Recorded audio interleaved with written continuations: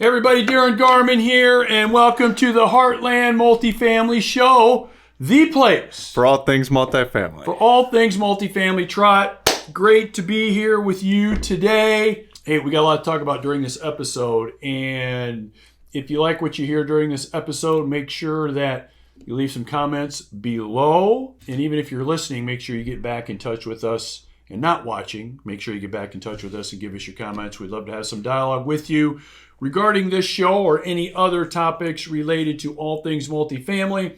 Click the subscribe button. Say that 3 times fast. Click the subscribe button if you like what you hear. Make sure you don't miss out on any future episodes and get access to those past episodes. There's some awesome content there. Welcome to the Heartland Multifamily Show, the shorter, more profitable path to multifamily ownership and investing.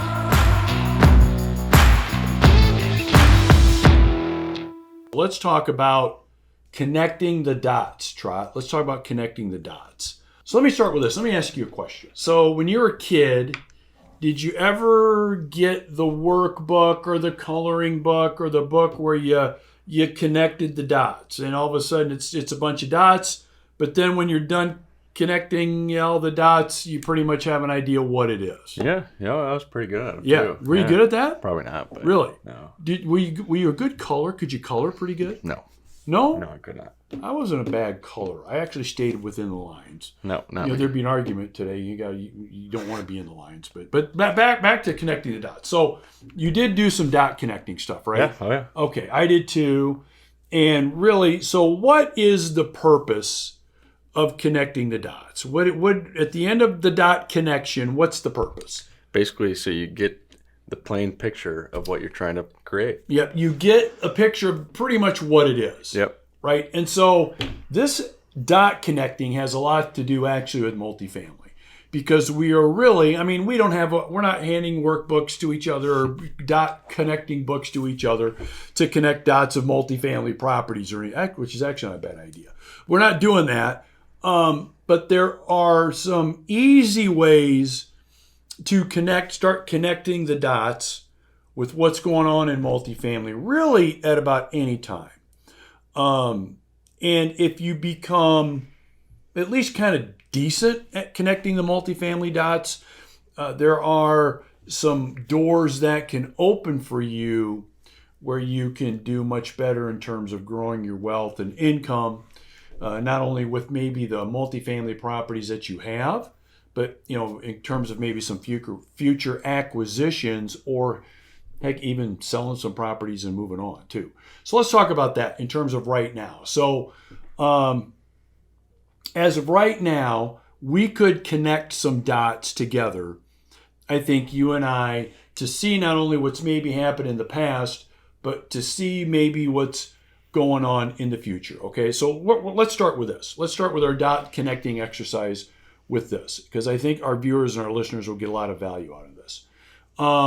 So right now, as we're recording this, interest rates, we're recording this in August, end of August of 2023.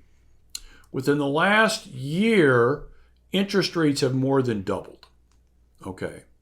And so as a result of that, the value of multifamily properties in general, along with the inability to increase rents 20, 30%, which is what a lot of multifamily operators thought they could do.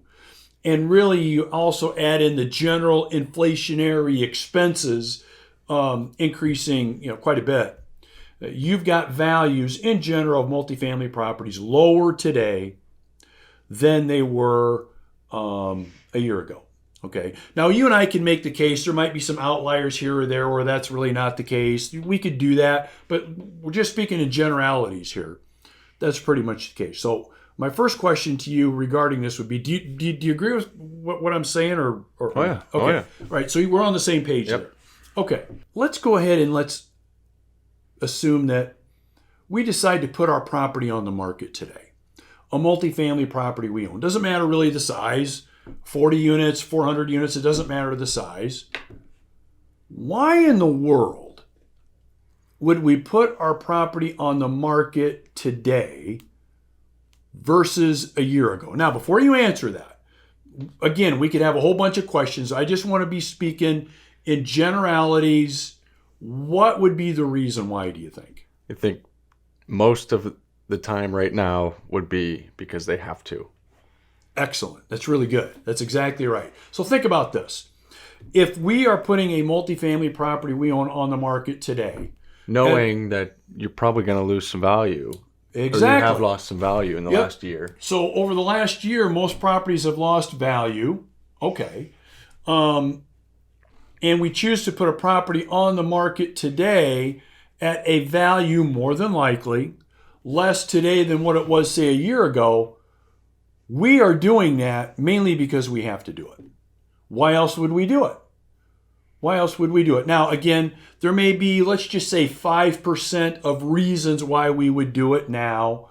But the 95% of the reason we would be putting a property on the market right now to sell has to do with we have to do it. We have to do it. Okay? So we've got that dot in front of us right now. So let's go ahead and let's connect the dot backwards now. Okay, let's connect the dot backwards. If we go backwards, let's just say a year or two, what were most people doing, Trot, when they were buying multifamily properties in terms of what they were buying and how they were buying it? What happened? They were paying too much and being too aggressive with their payments and their down payments, everything like that. So we can go back and we can say, look, a year, 2, 3 years ago, even up to 3 years ago, prices that were being paid were astronomical. You and I are like, God, I don't understand how this works. Yeah. Right? People were borrowing a lot. They were able to get not only financing, but then bridge financing. So you could get into a $40 million property with less than $4 million down payment out of pocket. So you're highly leveraging, okay? And you've also got the magic ingredient there of low what? The low interest rates. Low interest rates and another low number, which would be low vacancy, right? So you got that. So we've already kind of connected a dot here, haven't we? Yeah. So we've connected a dot backwards to from where we are now, kind of going back into why would someone be selling a property today if they didn't have to? Well, one of the reasons why is because they overpaid for the darn thing. Interest rates are up dramatically. Their payments are up dramatically, especially if they've got floating rate debt. Their occupancy isn't as good as it was, right? And additional cost increases, right? Okay, so we've connected two dots. So we've gone backwards with that dot. Now let's go forward with our next dot, okay? So let's project now into the future. Let's go a year from now, okay? A year from now. Do you think that rates will be, again, in general, anything can happen, crystal ball, do you think rates will be higher or lower a year from now? Higher. I agree. Yeah. I think rates will be higher a year from now. Do you think costs of running a property, inflationary daily cares of life costs and running a property are going to go down or going to go up a year from now? They'll be up again. Okay. Right. I agree with that too. Maybe not the same, probably not the same rate it had been, year over year, but I still think it'll be up. I agree with that. Where do you think occupancy, just in general, will be a year from now? Do you think it'll be higher, the same, lower? Just in general, where do you think occupancy is going to be? Pretty stagnant, maybe a little bit lower, just because of how many units are being developed nationwide. Yeah, we've got a lot of units coming online, which is another story for another time. A lot of units are coming online, fed mainly because of the low interest rate environment that we were in a couple years ago. So you've got that combination now that I think is pretty reasonable. I think that's a reasonable look into the next year. Yeah. So are property values then going to be higher next year versus now, or do you think they're going to be lower next year? They'll be lower, yeah. That's right. They're going to be lower. And I think you're right about that. Now, do we know that for sure? Or by how much? No. No, we don't know that for sure. But I think we're now putting the dots together. So we've put 3 dots together here. We've gone from overpaying, overborrowing, to high interest rates, high inflation, lower occupancy, values down, and we think it's going to be even more the case next year, which means values are going to be down even more. Right. Okay, so if you start connecting the dots here, the trend over the next 2 or 3 years in terms of multifamily in general, if you're generally operating and running a property, things look pretty darn flat, don't they? And maybe even a decline. Yeah. Okay, so what do we do about that with the next dot that we connect? So in other words, if we see this coming, we're looking 1 or 2 moves ahead, all right? We see kind of the trajectory of where this is going. We're connecting those dots, and we want to be in this business to make as much of a profit as we can, obviously, maximize what we own now, and make as much of a good buying decision on anything we buy in the future. What kind of things do we need to be thinking of as we move forward with a purchase, especially with what we see things happening next year from now in terms of some of the things that we talk about? What are some of the things we want to be looking for? Give me like a couple. Well, I think it's all situational in what you're trying to do. So let's say, you're looking at a deal and something's coming up and you think something's coming up. So we're looking into the future like we were talking, and you think, maybe $10 million worth of real estate is coming up. So let me put it this way. We want to continue to buy stuff. Right. Name 1 or 2 things that we should be doing as we're looking at doing. So maybe you got to start raising money right now, like right this second, because it's a lot easier to do it now in a 6-month span than it would be in 6 week span. Yeah. So you look at that. You look at ways you can be creative to make more money, cash flow more money. In terms of what we already own? No, and if you're buying something, what are things that are missing at this property that we can implement there? Okay. Start shopping for lending and insurance, stuff like that. But yeah. Yeah. So I think what you're talking about there is now we have to take into account when we're looking at buying something, the direction at where things are going, and then deciding what direction we need to take when we're looking at buying something.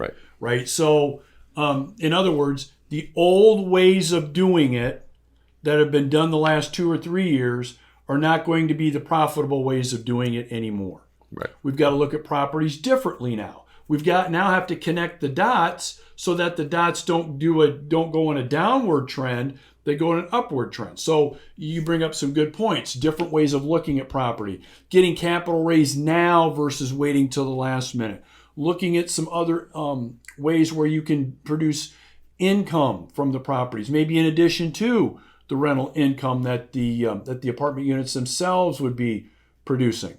Okay. And then there's another thing that's really interesting about this. All right, we're going to take a quick break. I hope you're enjoying this episode. I'm going to be having a free webinar coming up, the link's below, on how to correctly and with low risk invest your IRA or 401k in really good multifamily properties. The majority of our investors do this. I do this personally. It's not illegal. Make sure you click the link below. We'd love to have you. It's really this. So let's say that I have over leveraged over the last 2 years. I've over borrowed. I've over guessed on how much I can raise rents. My expenses are higher than what I thought. More than likely, I've got 2 things that are going to happen. Okay, what are those 2 things that are going to happen? I've got 2 choices I'm going to be making here within the next year. What will those choices be, do you think? You got to sell. Got to sell. I think that's number 1. Yep. You could default foreclose with DEFCON 1. Right. I'm looking either selling or defaulting. So let's come full circle with this. Remember we talked at the beginning of this episode, there's a 95% of the reason why most multifamily owners are selling right now is because they have to. Okay. If you are in a position where you have to sell, and if you have not done an adequate job of having enough cookies in the cookie jar with your capital, and you don't sell Your next step is default. Your next step is you've got to look at exiting out of there with as little loss as possible, and hopefully not more than what you invested in the property.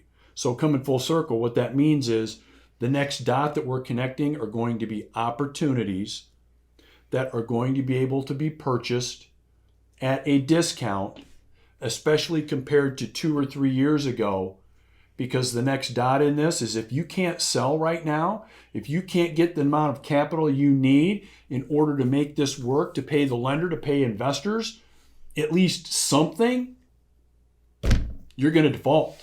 You're going to look at defaulting, and you either, you said it, you either default, okay, goes back to the lender, and lenders are calling guys like us, and they're saying, hey, we've got this coming up. Can you help? Are you interested? Or you've got owners that are contacting us before they get to that point, but they know they're getting to that point, and they say, hey, we need some help. We need some help, and can you help us out? We're looking at selling. Look, we know we're not going to get what we paid for the darn thing, but we got to get something. Can we have a conversation? That's the next dot. That's the next dot that we see coming.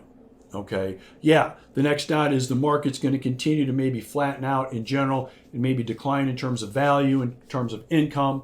I think that's realistic. But the really big important dot that we're going to see coming up here that's going to be connected is going to be, there's going to be opportunities available. They're going to be available to be bought at a discount, and they're going to be available in more and more quantities than what you would think because of all of the borrowing, buying, and overpaying that was done a few years ago. So in other words, that was like dot one. Yeah. Yeah. I mean, it's really what one person's problem is going to be another person's opportunity, and you're going to see lots of opportunities coming up in various sizes in your marketplace over the next 12 to 18 months. Okay, that's the next dot that's being connected. Okay, so let's kind of come full circle with this. Okay, we started out at where are we at now? We went with a dot back to kind of get an idea how we got to where we are now. And we just went a dot forward with where we think things are going to go, not only in terms of things in general, but how we can use that as an opportunity to go ahead and, make things better for us and maybe our investors and maybe our partners too. Okay. So what we've done here is what you can be doing at any time.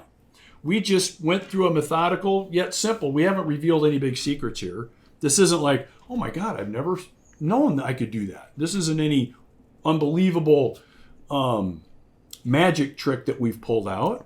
Right? This can be done at any time in any multifamily cycle. It can be done anytime. So you sit down, you think about where you're at, how you got here. You go backwards with a dot and you think about what happened prior to that and how that precipitated where you're at now. And then you can go ahead and pretty accurately look forward to where things are going and make decisions now based on where you think things are going to go. And those decisions will be pretty damn good decisions, right? Pretty damn good decisions. Oh, yeah. So, Trot, did you ever think when you had your little book out and you're connecting all those dots and doing all that, did you use a marker or a pen or a pencil, by the way? Do you remember? Probably colored pencil. Colored pencil. When you were doing that, did you ever think you'd be sitting in a podcast studio having conversations about connecting dots? I was probably 6 and I just pictured your big head and the vision. My cloud, Vision, right there, kind of the puffy cloud. Yeah, like in the cartoons. Got it.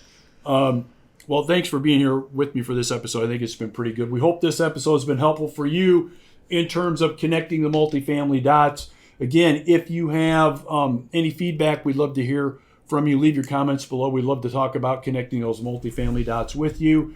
And as always, if you've got some value out of this, click the subscribe button. All right, Trot, thank you. Thank you.